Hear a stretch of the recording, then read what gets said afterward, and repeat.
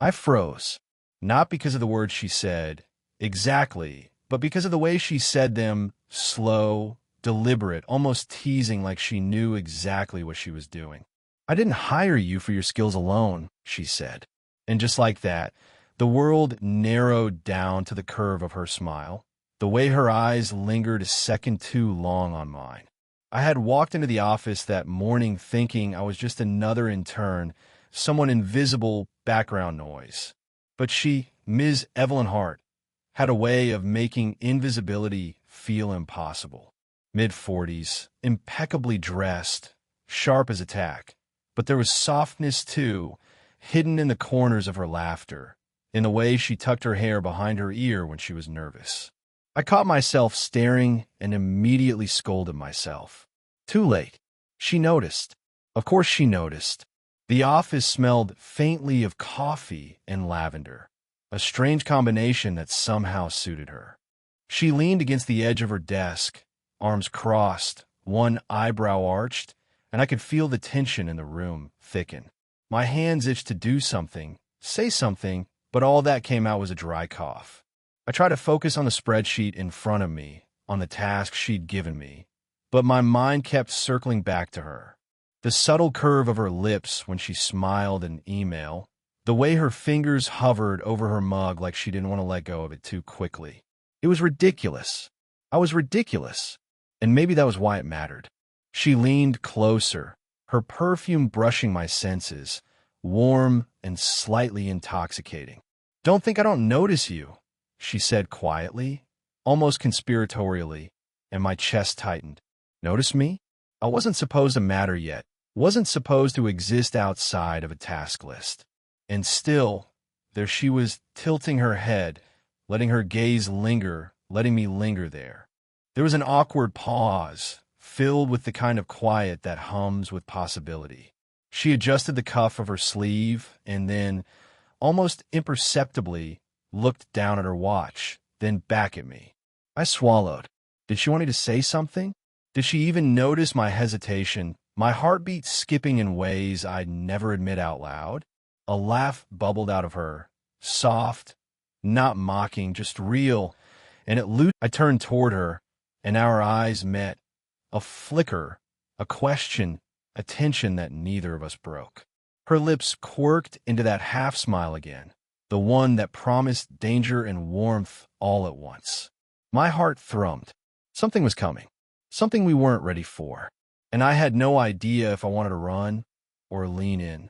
I hadn't realized how quiet the office could feel when no one else was around. The hum of the air conditioner, the distant tap of keyboards, the faint click of her heels as she walked past my desk, all of it pressed against my chest like a rhythm I couldn't match. Evelyn wasn't just my boss. She was more. She carried herself with a confidence that had been forged somewhere I could only guess at. I'd heard rumors, a divorce years ago, a love that had burned too brightly, too recklessly, leaving her careful now, measured. I imagined her heart had scars I'd never see, memories she guarded like fragile glass. And yet, in her presence, those walls faltered just enough to let me see the warmth beneath the armor. Me? I was barely 23, trying to feel my way through the world, still figuring out who I was outside of obligations and expectations. I'd stumbled through relationships, casual ones mostly, never serious, never tethered to someone whose life carried so many complications. And here I was, staring at someone who could crumble my sense of caution with a single glance. I tried to focus on the report she'd asked for, but my fingers hesitated over the keyboard. My mind replayed every word she'd spoken that morning, every subtle glance, every half-smile. I told myself it was impossible, inappropriate, dangerous, and maybe that's why I couldn't stop thinking about it. My pulse thrummed in my ears every time she leaned over my shoulder, brushing against my arm just slightly, the faintest touch that lingered long enough to make my skin buzz. There was a risk I couldn't ignore. Not just because of the office, not just because of the age gap, nearly 2 decades between us, but because of what it could mean. Crossing that line wasn't just breaking protocol. It was stepping into something neither of us was prepared for. She had her life, her history, her carefully constructed boundaries. I had mine, fragile and uncertain. And still, the pull between us was magnetic, undeniable. During a quiet lull, I noticed her gaze lingering on a framed photograph on her desk. She picked it up, traced the edge with a finger. "My son," she murmured. "College now. Can't believe how fast he's grown." There was a softness in her voice I hadn't heard before, a vulnerability she didn't show often. My fingers hovered, trembling slightly, before I settled them back on the desk. The moment stretched, taut with unspoken desires, shared curiosity, and the thrill of danger. Finally, our eyes met, and there it was, the recognition, the connection, the electricity of two people aware of each other in ways the world would never understand. She smiled softly, and I felt a warmth spread through me, a promise, a question, a challenge. Neither of us said anything, but the silence was heavier than any words. And then, almost imperceptibly, she leaned closer, brushing a stray strand of hair behind my ear. Just a touch, but spoke louder than anything she could say. I didn't know how long we'd been standing there, the air thick, the world outside irrelevant. Evelyn's hand had lingered near mine. Harmless, I froze. Evelyn's head snapped up, eyes wide, just as my roommate, who'd come to drop off a forgotten lunch, peeked around the frame. "Ah, sorry," he muttered, stepping back. His presence shattered the fragile bubble we'd been suspended in. I could feel my face heating, a mix of embarrassment and something else, something I couldn't name. Evelyn straightened, smooth and controlled immediately, but her eyes lingered on me in a way that made my stomach twist. She cleared her throat, walking toward her desk like nothing had happened, though her fingers brushed the edge just a moment longer than necessary. I wanted to apologize, explain, but no words came. After he left, the silence returned. Heavy, electric. I couldn't focus. I kept replaying the almost touch, the brush of her fingers, the way she'd looked at me before reality intruded. This is dangerous, I thought. You shouldn't feel this way. And yet, the guilt only made it worse. Her life, her son, the decades of experience and heartbreak she carried. And here I was, inexperienced, reckless, standing at the edge of something forbidden. I wanted to pull away, to step back and pretend this wasn't happening, but something inside me refused. Later, as I stayed late pretending to finish a report, she appeared at my side again. "You're still here?" she asked softly. Her voice was casual, but I knew better. She leaned against the desk, close enough that I could feel the heat radiating from her, the faint scent of her perfume enveloping me. I swallowed hard. Yeah, just finishing up," I said. My voice sounded too loud, too anxious. She tilted her head, studying me, that teasing, knowing look that made my knees weaken. "You're thinking about this morning, aren't you?" I wanted to deny it, wanted to play it cool, but the truth slipped out anyway, almost a whisper. "I can't stop." Her lips curved, and she let out a soft, almost imperceptible sigh.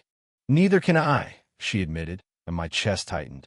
Then, almost instinctively, we leaned closer, drawn together by forces neither of us were ready to name.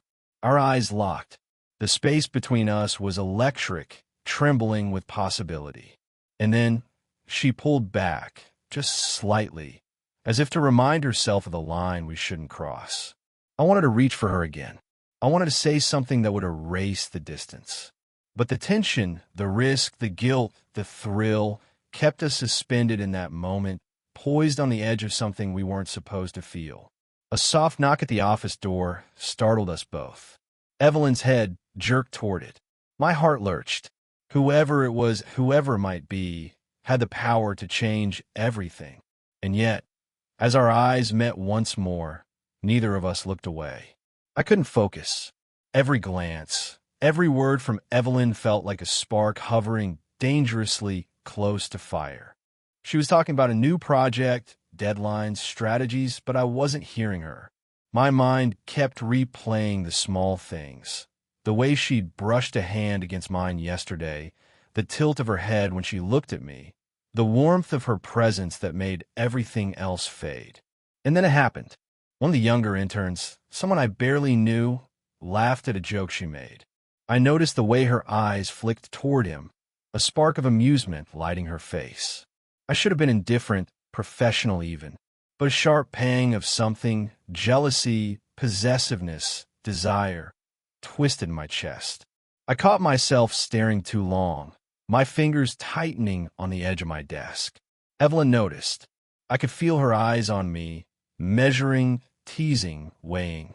"Everything okay?" she asked softly, but there was a knowing in her voice that left me exposed, like she could see every thought I refused to admit. I said too quickly, forcing a smile that didn't reach my eyes. She tilted her head, that half smile I'd come to crave, one that both terrified and exhilarated me.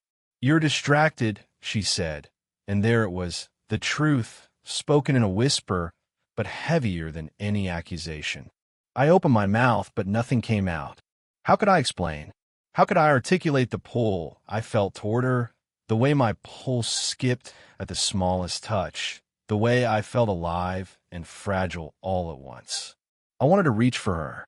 I wanted to confess, to say her name, and let her know that this, whatever it was between us, had already crossed invisible lines. But my fear, the weight of the impossible, held me back. And she stepped closer.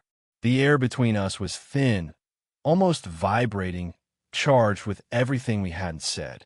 I could see the subtle tremor in her fingers, the faint tightening of her jaw, the way her lips parted ever so slightly. She was fighting something, just as I was. She started and stopped. A breath, a pause that stretched into eternity. "I shouldn't be feeling this," she whispered, almost to herself. And that was it. The dam broke. I saw it all in her eyes, desire, hesitation, the undeniable pull we shared. My own chest ached with longing and fear, and I realized that pretending wasn't possible anymore. I wanted to step closer. I needed to, but the door opened behind her, a shadow falling across the room, and we both flinched. My heart lurched in panic and anticipation, tangled in a tangle of risk and craving. Whoever was outside, whether a coworker, a client, or someone from her life, could change everything in an instant. Our eyes met again, silent, fierce, and desperate. Neither of us moved, but the room held every confession unspoken, every craving unacknowledged. We were on the edge, so close, and yet the world was ready to intervene. My hand twitched, inching toward hers, as if defying reason itself. Her gaze followed, steady, daring, and for a heartbeat, it felt like the universe had paused for us. And then the knock came again, louder, insistent, reality crashing in. I should have been careful. I knew that. But carelessness wasn't in my nature when it came to her, Evelyn. The moment we'd shared, the almost touch, the lingering glances, it had burned a mark on me I couldn't ignore. The twist came without warning. I was at my desk, trying to focus on emails, pretending I wasn't replaying every subtle brush of her hand from the afternoon before when my phone buzzed. A message from my roommate. "Evelyn's husband just came by. You need to know." Time froze. My stomach dropped. Husband? I knew she had a complicated past, yes, but I hadn't even considered. I hadn't imagined she was still married. Not in this way. Not now. I looked up, searching for her. She was across the office, leaning against her desk as if nothing had changed, her eyes scanning some paperwork.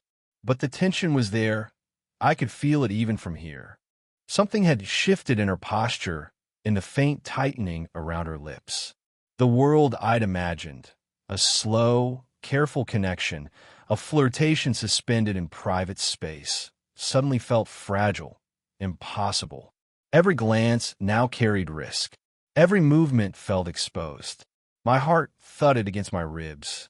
I wanted to approach her, to ask, to confront, to demand honesty.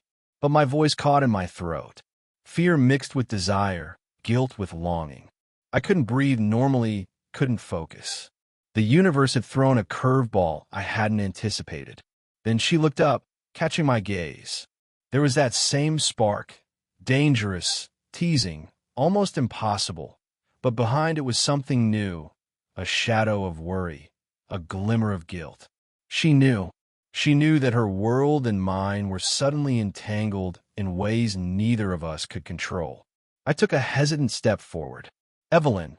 My voice was low, uncertain. My chest ached. I wanted answers, but I also wanted her, and I didn't know which was stronger. She shook her head slightly, a small, almost imperceptible sigh escaping her. I didn't tell you, she admitted softly, almost a whisper, because I didn't want it to change anything. Her hand brushed against her papers, but it lingered there, trembling ever so slightly. I felt a mix of relief, betrayal, and desire swirl inside me. She had hidden this, perhaps to protect me, perhaps to protect herself, but the revelation changed the rules. Everything was riskier. Everything felt more urgent. The office was suddenly too small, the air thick with unspoken words. I stepped closer, and her eyes followed me, steady, daring, vulnerable. Our breaths mingled, though the distance remained. And then the knock came again. Harder this time. Someone was outside the door. Evelyn's eyes flicked toward it, a silent panic flashing across her face before she steadied herself. My chest tightened. Whoever it was, and whatever they represented, could ruin everything. The careful tension, the flirtation, the fragile intimacy we'd built, all hanging by a thread. I reached out instinctively, but paused, my hand frozen inches from her arm.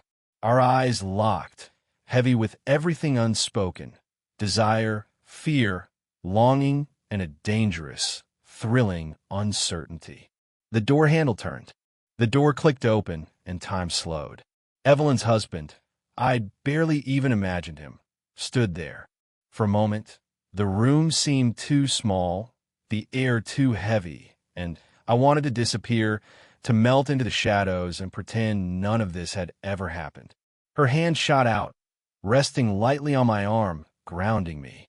Not possessive, not demanding, just a touch, but enough to make my chest thrum.